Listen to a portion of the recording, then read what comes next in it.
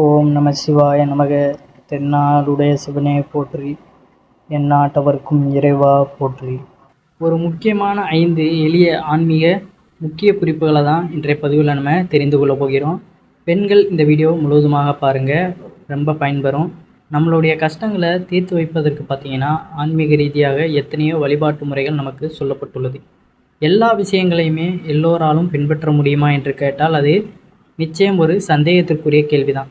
சில ஆன்மீக ரீதியான குறிப்புகளை சில பேரால் பின்பற்ற முடியும், சில பேரால் பின்பற்ற முடியாது. அது அவர்களுடைய வீட்டு சூழ்நிலை, பொருளாதாரம் இதை பொறுத்து. ஆனால் எல்லோராலும் தினந்தோறும் பின்பற்றக்கூடிய 5 ஆன்மீக முக்கிய குறிப்புக்கான விஷயங்களை தான் நம்ம தெரிந்து கொள்ள போகிறோம். இந்த 5 விஷயங்களை நீங்கள் கடைபிடித்து வந்தாலே போதும், உங்கள் வீட்டை பிடித்த தரித்திரம் நீங்கிவிடும். வீட்டிற்குள்ளே பார்த்தீங்கன்னா மகாலட்சுமி கடாட்சம் அப்படிங்கிறது நுழைந்து விடும் அப்படிங்கிறதான். வீடுமே பார்த்தீங்கன்னா நமக்கு கோவிலாகவே மாறிவிடும் அப்படிங்கிறதான் நிதர்சனமான ஒரு உண்மை. அது என்ன விஷயம் அப்படிங்கிறதான் இந்த பதிவில் முழுவதுமாக பார்க்க போகிறோம். வீடியோவை ஸ்கிப் பண்ணாமல் முழுவதுமாக பாருங்கள்.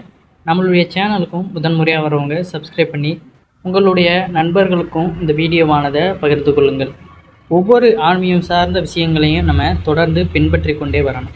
ஏதோ ஒரு வகையில் பார்த்தீங்கன்னா ஏதோ ஒரு வழிபாடு நமக்கு கை கொடுத்து நம்ம நம்பிக்கையின் பாத்திரமாக அது நம்மளுடைய வாழ்வை உயர்த்தி வைக்கும்.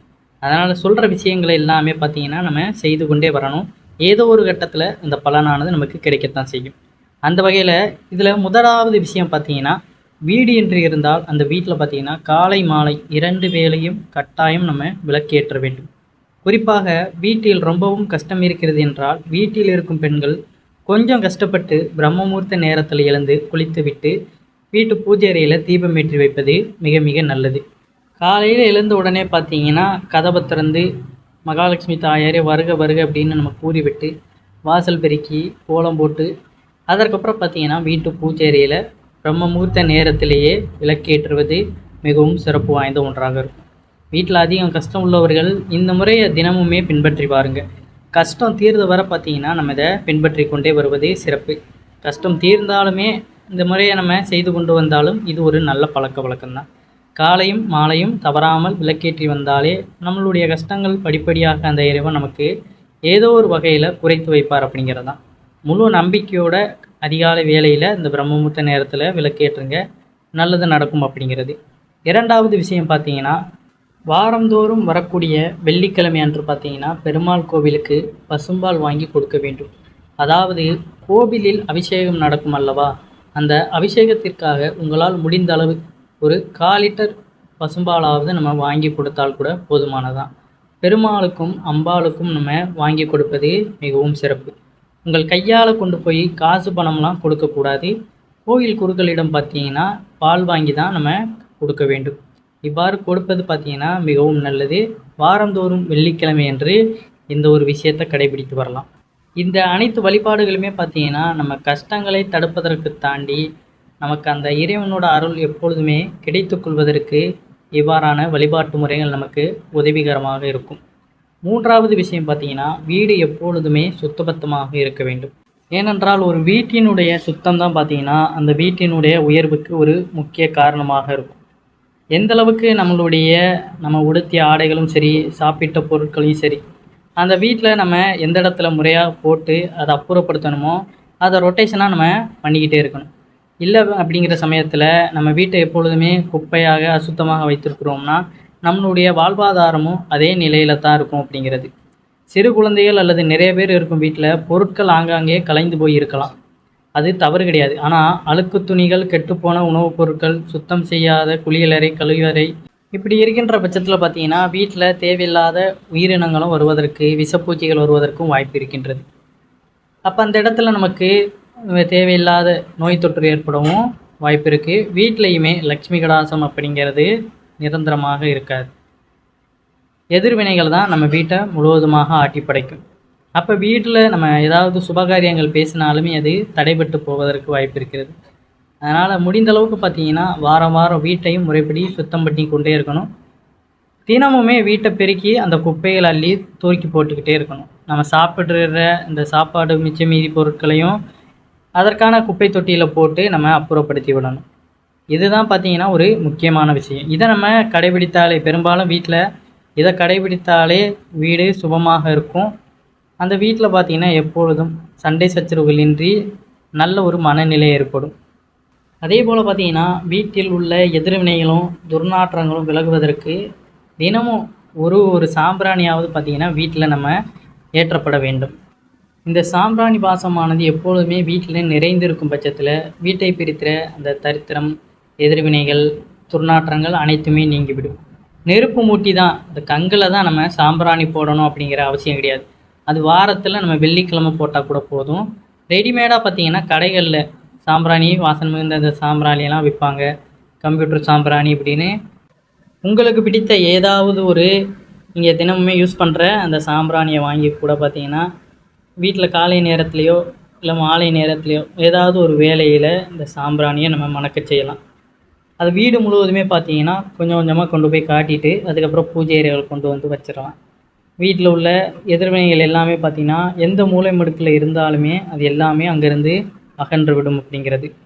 உங்களுடைய உடம்பிலையும் பார்த்திங்கன்னா ஜவ்வாது பொடியை பயன்படுத்துவது நல்லது. தேவையில்லாத வேறு எதையும் பெர்ஃப்யூம்ஸை பயன்படுத்த வேண்டாம். ஜவ்வாது நாட்டு மருந்து கடையில் கிடைக்கும். அதையும் நீங்கள் உங்கள் உடலில் பூசிக்கோங்க. இதுதான் பார்த்திங்கன்னா நல்ல ஒரு பாசிட்டிவ் வைப்ஸை கொடுக்கும். அது இயற்கையாகவே அந்த மனமானது நமக்கு நல்ல ஒரு மனதையும் அமைதியான ஒரு சூழலையும் ஏற்படுத்தும். இதே போல் 5வது விஷயம் பார்த்திங்கன்னா வாரந்தோறும் வரக்கூடிய ஞாயிற்றுக்கிழமை அன்று விநாயகர் வழிபாடு செய்ய வேண்டும். வீட்டின் அருகில் இருக்கும் ஏதாவது ஒரு விநாயகர் கோயிலுக்கு சென்று நல்லெண்ணெய் தீபம் ஏற்றி வழிபாடு செய்து வர உங்களுடைய கஷ்டங்கள் அனைத்துமே நீங்கும். கட்டாயம் விநாயகர் வழிபாடு செய்பவர்கள் அசைவம் சாப்பிடக்கூடாது. முடிந்தால் ஒரு வெள்ளருக்கு விநாயகரை வீட்டில் வாங்கி அதை வைத்து பார்த்திங்கன்னா வழிபாடு செய்வது சிறப்பான பலனை கொடுக்கும். பெரும்பாலும் இந்த விஷயங்களை பார்த்திங்கன்னா வீட்டில் இருக்கும் பெண்கள், வீட்டில் ஹவுஸ் ஒய்ஃபாக இருக்கிறவங்க இந்த முயற்சிகளை செய்வாங்க. வேலைக்கு போகிற பெண்களுக்கு சற்று இது ஒரு கடினமாகத்தான் இருக்கும். ஏன்னா வேலைக்கு போயிட்டு வந்து சமையல் செய்யணும், மற்ற வேலையில் செய்யணும் அப்படிங்கிற பட்சத்தில் இதெல்லாம் கொஞ்சம் ஒரு சிரமமாகத்தான் இருக்கும். இருந்தாலுமே பார்த்திங்கன்னா வீட்டில் ஒரு விளக்காவது காலையிலையாவது ஏற்றி வழிபாடு செய்து விடுங்க. அதுவுமே மிகவும் சிறப்பாக இருக்கும். நம்ம பிரம்ம முகூர்த்தத்தில் ஏற்ற முடியலான்னாலும் வேலைக்கு செல்வதற்கு சற்று நேரத்துக்கு முன்பாக பார்த்திங்கன்னா விளக்கேற்றி வழிபாடு செய்து விட்டு போகலாம். அதே போல் வாரந்தோறும் வெள்ளிக்கிழமை அன்று அந்த ஒரு டயத்தை நம்ம ஒதுக்கி கோவிலுக்கு சென்று பால் வாங்கி கொடுத்து பார்த்திங்கன்னா பெருமாளுக்கும் அம்பாளுக்கும் அபிஷேகத்திற்கு நம்ம செய்வது சிறப்பாக இருக்கும். ரொம்ப எளிமையான இந்த 5 விஷயங்களை மட்டுமே செய்து பாருங்கள். வீட்டில் எப்பொழுதுமே பார்த்திங்கன்னா நன்மைகள் பலவாறு நமக்கு நடந்து கொண்டே தான் இருக்கும். எல்லா வழிபாடு செய்யும் பொழுதும் முழு நம்பிக்கையோடு செய்யுங்க. அதுதான் மெயினான ஒரு விஷயம். ஏன்னா நம்ம எதையுமே கேட்டுட்டு அரையும் குறையுமாக நம்ம செய்யக்கூடாது. நாம் முதல்ல அந்த விஷயத்தை முழுவதையாக நம்பணும். அதில் ஈடுபாடு செய்கிறோம்னாலே அந்த இறைவனை மனதில் நம்ம நினைத்து கொள்ளணும்.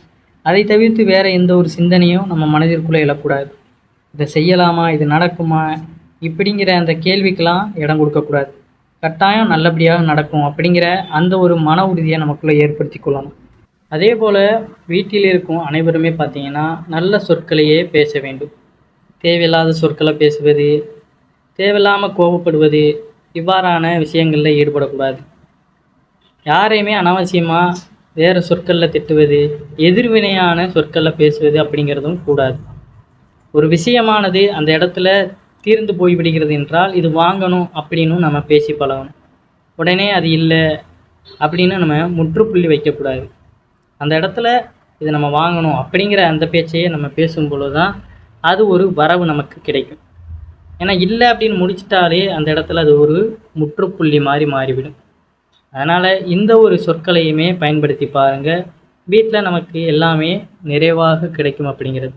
அது செல்வமாக இருந்தாலும் சரி, நம்ம சாப்பிடுகின்ற பொருட்களாக இருந்தாலும் சரி, எதுவாக இருந்தாலுமே அதை நம்ம இல்லை என்பது சொல்வதற்கு பதிலாக வாங்கணும் என்றே நம்ம கூறிக்கொள்ளலாம். அதற்கு தகுந்தாற்போல் வீட்டில் உள்ளவங்களும் அதை அனுசரித்து பேசணும். மேற்சொன்ன விஷயங்களை பின்பற்றி பாருங்கள். இப்போ நீங்கள் செய்கின்ற விஷயங்களையுமே நம்பிக்கையோடு செய்யுங்க. ஏதோ ஒரு கட்டத்தில் உங்களுக்கான நல்ல காலம் பிறக்கத்தான் செய்யும். அனைவரும் என்றும் இறையருள் பெற்று நலமுடன் வாழ வேண்டும். நன்றி, வணக்கம். ஓம் நம சிவாய நமக.